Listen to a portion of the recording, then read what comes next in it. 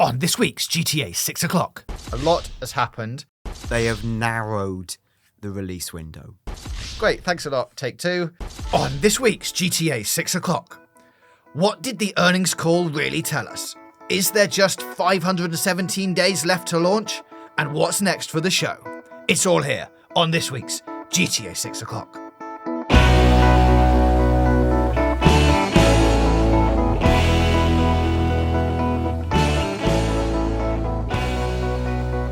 Hello and welcome to episode 25 of GTA 6 o'clock. My name is JJ James Jarvis and I'm here with Double D, Dan Dawkins. Hello, Dan. Hello there. Let's get straight into this then on episode 25. Thank you for all your comments on last week's show. Lots of great music selections in the comments. Great to see you all having a good time predicting some of your tracks. Last week's show was pre-recorded, as you may have realised, and there wasn't a special episode because nothing massive happened in terms of like new assets. We'll get onto that in a minute. Obviously, I was away last week. I was actually hanging out with Red Dead Redemption 2's Arthur Morgan, Dan. As you do, and that's actually true. Yeah, real facts. In another life, James and I produced the Future Game Show, and one of our hosts, as you might know publicly, is the voice of Red Dead. Yes, so join us on June the 8th for a banging show full of world premieres and announcements and things, and Mr. Roger Clark, and co-hosted by Britt Barron, who, if any of you have played Final Fantasy VII's remake, will know her as Tifa. So, exciting times. If you haven't subscribed to the channel, please press the subscribe button. Get in touch with us on Twitter at GTAVI O'clock and email us gtavio'clock@gmail.com. So, as we said, Dan, a lot has happened. Not exactly what we wanted to happen. There weren't any new screenshots released. And despite me saying that I didn't think they were going to announce the release window via an investor call, they only went and exactly did just that. So, great. Thanks a lot. Take two. But what did it actually tell us, Dan? A lot of people have been through this investor call over the last week. But there are a couple of key bits of information to pull out, right? Yeah, I mean, the headline is that they have narrowed the release window to fall 2025. We'll talk a little bit about when we think that actually might be, based on a bit of his history and, you know, precedent and when's an ideal time to launch. That was the headline. To sort of summarise the call, really, like we said, we knew this would be the most seismic event in the near calendar because they had to show their hand in terms of GTA's release. They did.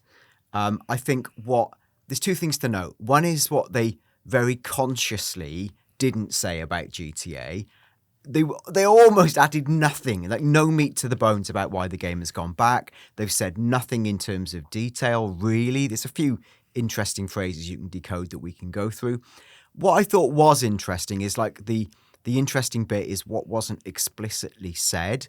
So for regular listeners of GTA 6 o'clock, you will know that we actually did a big episode on their previous earnings call where we tracked their financials and the numbers they were talking about they were going to make in the next financial year. And I can find the exact phraseology of that. But at one stage, I think Rockstar had said they said, this is on the earnings call they did in February 2024, right? This is the end of their previous quarter. Yeah. At that time, they'd said, the number, as in the number they're projecting for the next financial year, which was due to end March 31st, 2025, is tracking a little above 7 billion for net bookings for the year.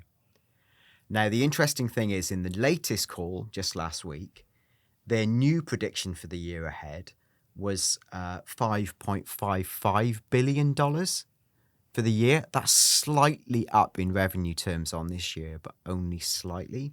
So they've essentially taken 1.45 billion out of their forecasting. Because that takes them up until March 2025, right? Yeah, so they've taken out, there was, in the original forecast going out to March 2025, there was 7 billion forecasted. That's now 5.55 billion. So they've taken out effectively 1.45 billion. And when I say taken out, they've taken out in terms of the way they talk about it. Yeah. Because they've never committed to it in a hard way, but when quizzed about it by investors, they'd said, we're predicting 7 billion. They're now saying, sort of committing to 5.55 billion. So essentially 1.45 billion of revenue has moved out, which says they clearly, at one stage, thought there was a chance that GTA 6 was going to hit before March 31st, 2025. That is what the numbers suggest. Yeah. That 1.45 billion is, like we said on a previous episode, about a week of a game like GTA's sales. Now, Red Dead Redemption 2, for context, made $725 million on launch. I would say that's less significant an event than GTA, although that game is huge, let's be clear. And then if you look at, depending on how long it was on sale and, you know, when online got up and running, you can easily conceive that 1.45 billion is a GTA 6 size hole. That doesn't seem to have been that pulled out of the numbers by anyone, but I think it's really significant because it does imply that they did think it might make their financial year. Yeah, and I guess it ties into the Kotaku article that we covered a few weeks back about the, you know, potential internal delay where it was rumored and reported that at one stage it was going to hit that financial year, but then that report was saying that the game has slipped to like mid to late 2025 with a possibility of it going into 2026 depending on production processes and things. And they've now, by virtue of framing it within fall 2025, financially they've actually got until March the 31st, 2026 in terms of how it would dramatically affect those financial year numbers. It sounds like they've got a high confidence, and there's actually, you know, phrases we'll pull out saying that about fall 2025. But like in terms of their financials, which is the critical bit, they have got leeway to even potentially delay again without it becoming an event that's share price significant and I guess that's what it boils down to is like publicly and for people on the outside and people who aren't listening to this show every week, it hasn't technically been delayed, right? Because it was announced as a 2025 title, and now all they've done is narrowed the window into fall 2025. So in fact, they've publicly, from, you know, the outside looking in, it's like, oh, actually, they've narrowed the window down now. Like, I was excited about 2025. Now I'm more excited because it's fall 2025, and the next time they're going to talk about the date is probably going to be a month and a day. So, but like you say, looking at, you know, the financial backings of it, technically it's moved out of that forecasting, so they've delayed it internally. Yeah, they no longer think it will make that window, and it's been pushed out. Now, interestingly, the markets have received this positively. The share price is actually up 4 or 5%. Hope you bought those shares where I told you to. Well, no, obviously, I'm no inside trader or risk taker. So I mean, they're up slightly. It's a decent bounce, I guess. It's essentially, I think people expected what has happened, and it's been received positively. Yeah. A large part of that is because on the long tail, as in not just in the year of GTA 6's release, but the years beyond, they're probably even more bullish, there are some interesting quotes around that. Now, I wanted to pull a few other things I thought were interesting from the call. The obvious one that you've probably seen somewhere is just the strength of the GTA series. So they did drop into conversation that GTA 5 has sold in like approximately 200 million units, which is absolutely staggering. And that's exceeded like even their own forecasts for the years just gone. And I think it's the strength of the franchise that gives them bullishness for the time ahead. Something I thought was interesting, though not directly GTA 6 related, is Take-Two themselves actually reported quite a staggeringly big loss. It was in the region of like, I think 2.5 to 3 billion. Now, a lot of that comes from they wrote down something called a goodwill impairment charge. So they basically wrote off $2.2 billion in their accounts. Now, that's a staggering amount of money. That's a bigger than GTA 6 launch style write-down. Yeah. Now, your question might be, what the hell is that? Now, they didn't explicitly reference it, and I am yet to find explicit analysis of this. The assumption must be when they bought Zynga, which was for like a staggering amount of money. They bought Zynga for $12.7 billion in May 2022. A lot of people at the time had said they'd overpaid at the wrong time in the market. So, essentially they'd overpaid for an asset. What is very common in accounting is accountants use this idea of a goodwill charge or a goodwill impairment charge. When you buy a company, you don't just buy its physical assets, you buy all the intangible assets associated with a company, which are things like the staff, the culture, the brand, how you perceive its ability to monetize in the long term. These are really difficult things to value. So it looks like Rockstar looked at Zynga 2 years on and said, it's not quite what we thought it was. We're just going to write down 2.2 billion. That's my view of it, because I don't see where else in their portfolio they're writing off $2 billion of value. So it's an interesting thing if true. Also, what's so interesting is within their bigger revenue makeup, as big as Rockstar are, they're only about 17% of Take-Two's total revenues, and Zynga are in the region of 50 to 55%. Sweet, sweet mobile cash. Yeah, it's absolutely staggering. So I thought that was an interesting bit of context in terms of the figures. Now, a lot of analysts had a swing at trying to get the CEO, Strauss Zelnick, to put some, meat on this and talk about, what's happened and why things have gone, why things have slipped. Part of that was aimed at getting them to open up on GTA Online. And the long story short is they said nothing.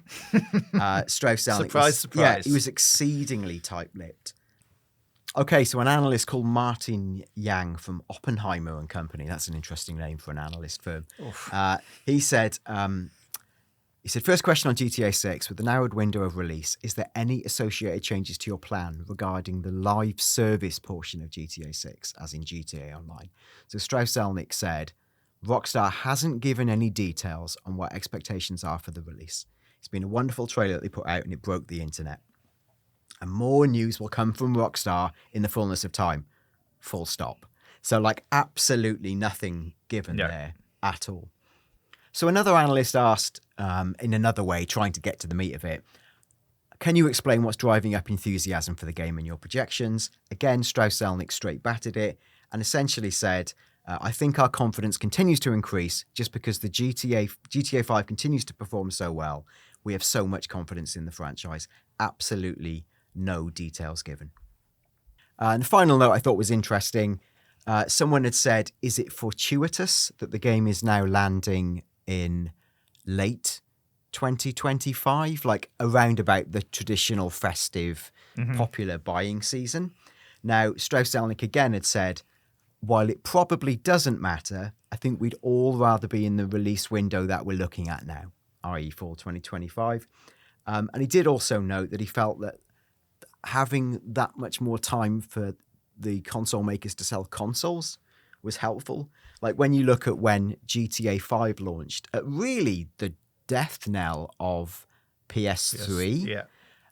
PS3, I can't believe it came out on PS3. And then going into PS4, there were a lot of consoles available at that time. So I think they see GTA is so huge, that actually helps them. The final thing I want to pick up on is Strauss Zelnick appeared on CNBC just after doing all the rounds and talking about the calls.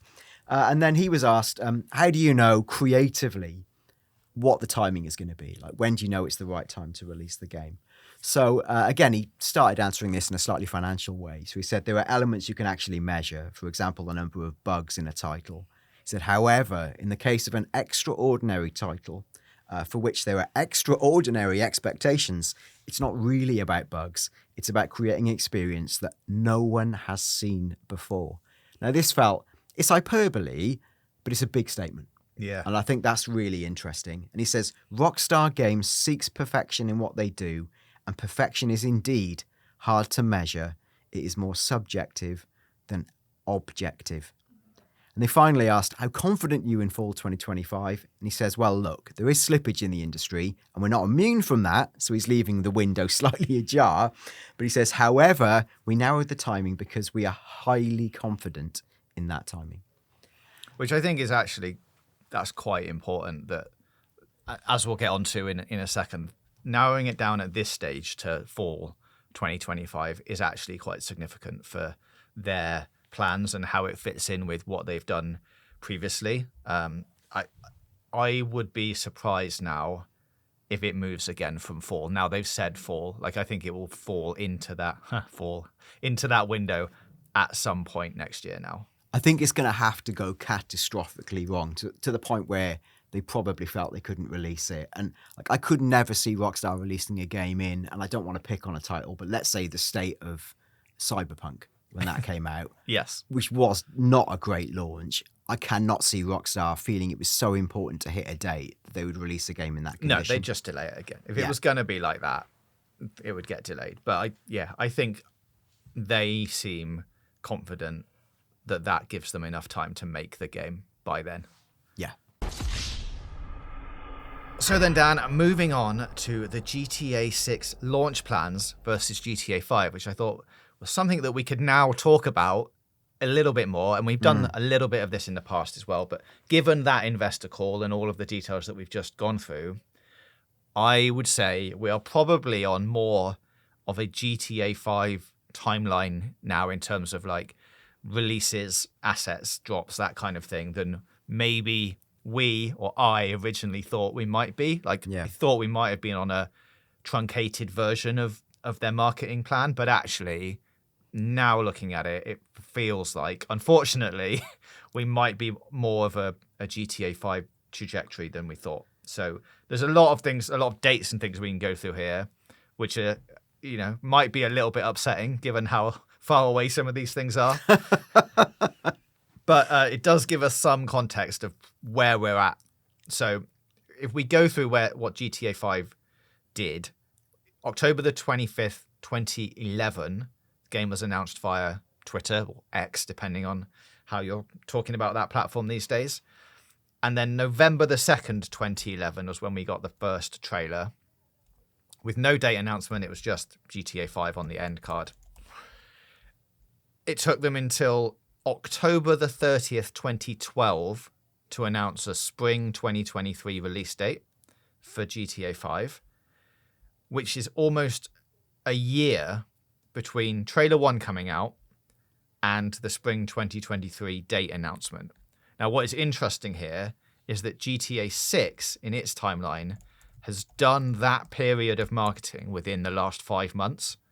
So we've got fall 2025 date announced via the investor call. We've had trailer 1, and we've actually, we've got into a point where they're saying a date window. So we've actually done that whole first bit of GTA 5's marketing that took them a year in the last 5 months or so. So good, tick. And just to frame it, so like we said that the GTA 5 was announced on Twitter October, trailer in November.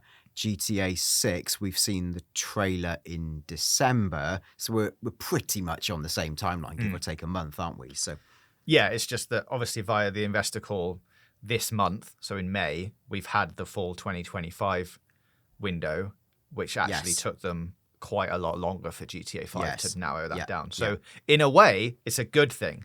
We know, if we're going where we are in the marketing plan, you say GTA 5 is slightly ahead. So the gap between those things, GTA 5's first trailer to screenshots, and this is maybe the most exciting thing, how long was it before that we got a screenshot? Well, the first screenshots appeared on August 20th, 2012. That gap was 292 days. So 9 months, 18 days. But the good news is GTA 6's trailer, as you say, was released 4th of December last year. Yeah.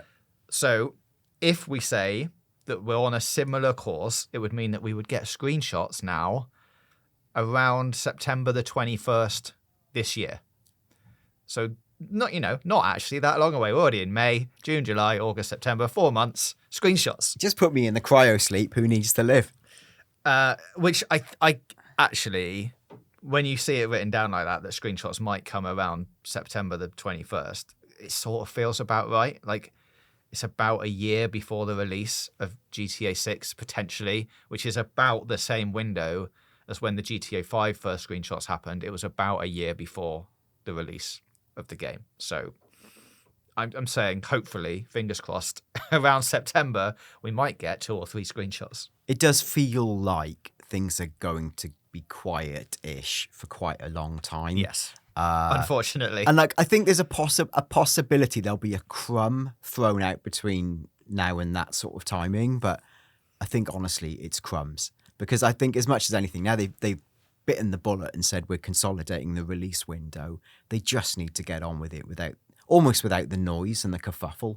So yeah, I think in a way it suits them for it, not to entirely fall out of the conversation, but to be without the pressure and all the additional concerns. it's something that they traditionally do, right? You get your announcement and then they go quiet and then they decide when they're going to talk about it again. Like it's very rare to have, for any kind of Rockstar game, a continued pattern of every couple of months there's something. It's just like announcement and then we're gone, and then we'll come back when we're ready to talk about another bit of it. So yeah, unfortunately, we might be waiting until the middle of this year. And there's an argument that actually creating official assets is a source of agony for them, because you look at the trailer and the leak and all the kerfuffle and probably the internal energy expended on PR and crisis management.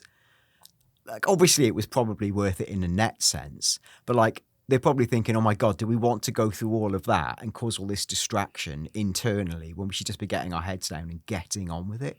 And we talked about this previously on the show. GTA is big enough that they could not release another asset between now and launch day, and it would do just fine. Yeah. So, there's an argument that actually going quiet is more beneficial to them. Yeah, but please don't do that. Yeah.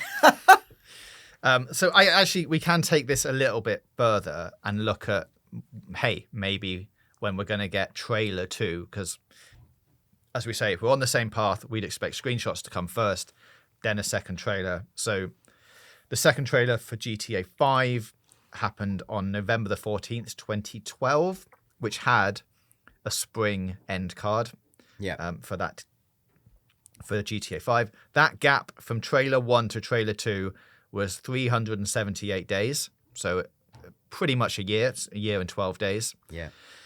GTA 6, we know, was December the 4th, 2023. So add a year to that, you're looking at a possibility of trailer 2 around December the 16th-ish, which actually, for me, feels a little bit too close to Christmas. Like, we know, as we've said before, a lot of the industry and people shut down in those last sort of 2 weeks before the December the 25th Christmas date. So it might be slightly earlier that we get a second trailer, but given what we know and how they've done GTA 5 stuff, I'd say you're probably looking at about a year between trailers. It puts us in an interesting, similar conversation to the one we had just last year, where because the December trailer date was mooted, it then became a conversation of could it drop at the Game Awards, which is always sort of the end of the first week of December.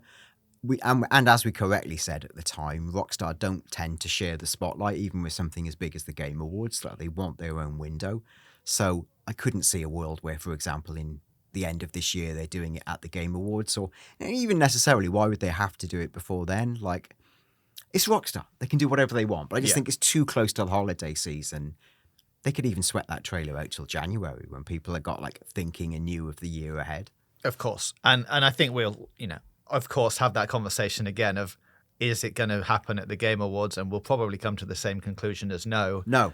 And we'll have the same conversation of, wouldn't it be funny if they did it at exactly the same time as the Game Awards and just went, we're just going to release this as this show is happening? Like, that would be hilarious. But probably wouldn't happen because they know themselves that, although there's a slight history of Rockstar liking to like jump the gun on other people's announcements and know that something's coming, so they drop their thing immediately. I think they would probably want to, avoid the Game Awards just because it's, a thing that's in the calendar. Yeah, and I they agree. Wanna... It deflects attention from them, and it's just bad form. It's a little bit discourteous but it is very funny. It's hilarious, but a bit naughty.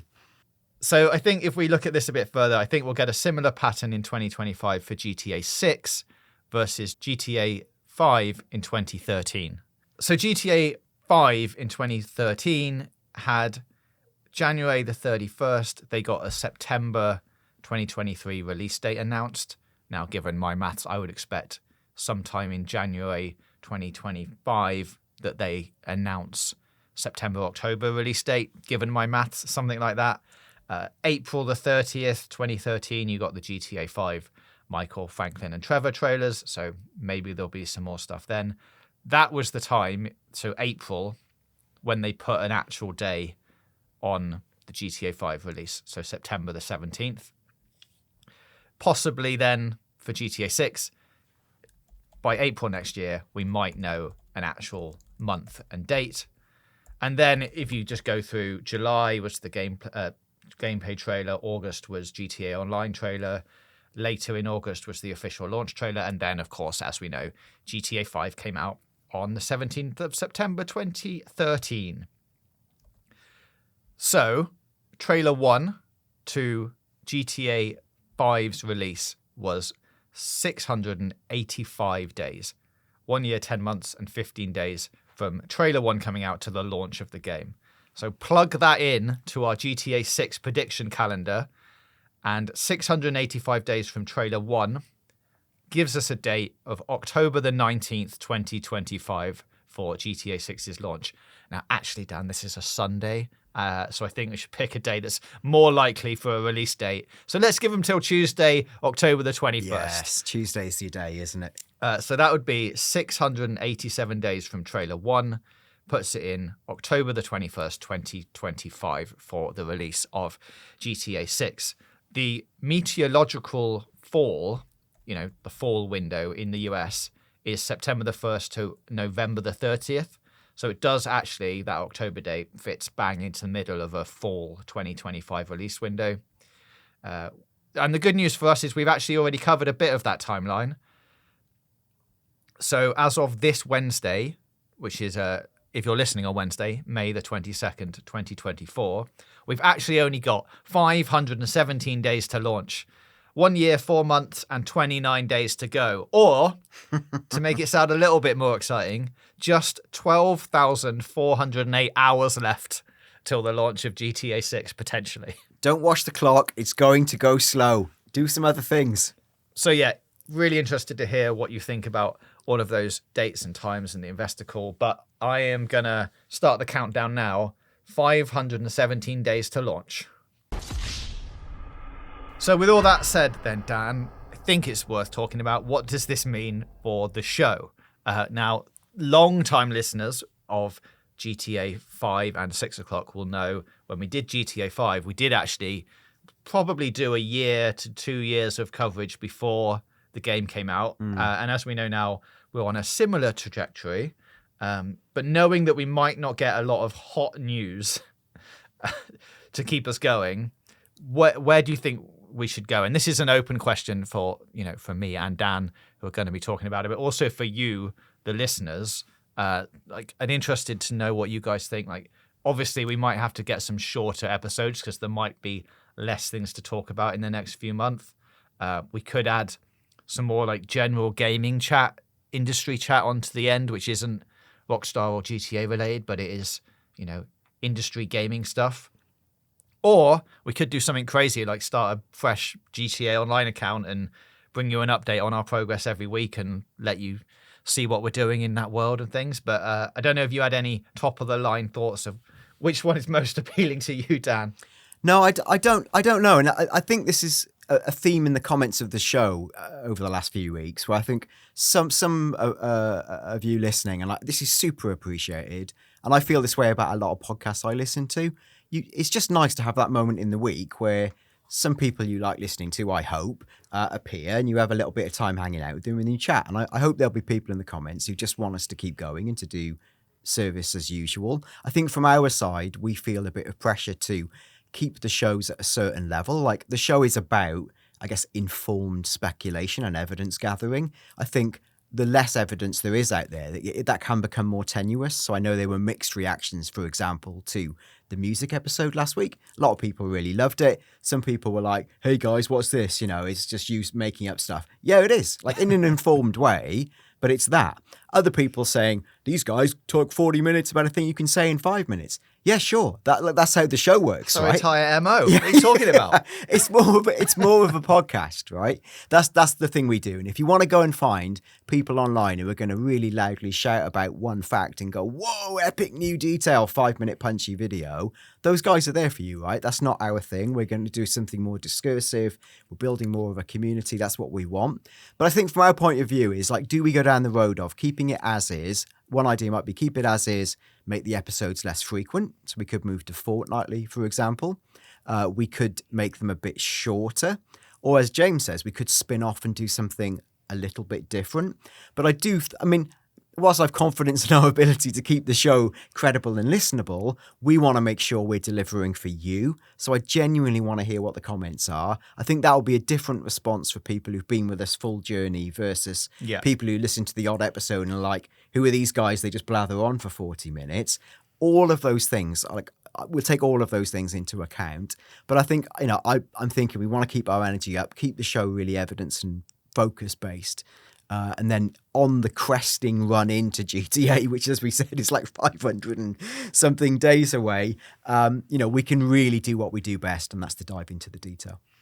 Yeah, there's definitely some things that we have like in the plans, and there's definitely a few more episodes to go until, we're definitely all out of stuff. But it's worth thinking about and worth getting your guys' opinion on where you think we should go with it. I think there's definitely a few more episodes in, there's some more voice actor stuff we can talk about. There's all the animals that we haven't covered yet.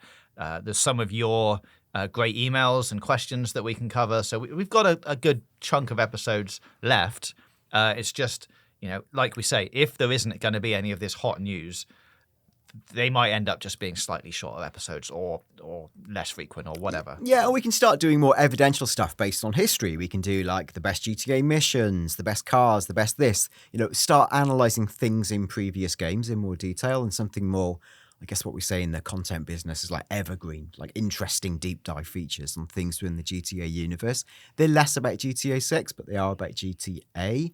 That's another way we can take things. And we did this once upon a time with GTA 5, with GTAVI O'clock. So we can definitely run a lot of that track again. But yeah, really interested in your comments, interested in people who, think, or part of this community who think, I'd love to appear for an interview, or let's talk about this thing in detail.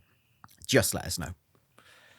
Great. Well, I think that just about wraps us up for episode 25. Thank you very much for joining us. Please, as we say, let us know in the comments. Get in touch with us on Twitter at GTAVI O'clock, and drop us an email if you have any thoughts, questions or opinions, GTAVIOclock@gmail.com.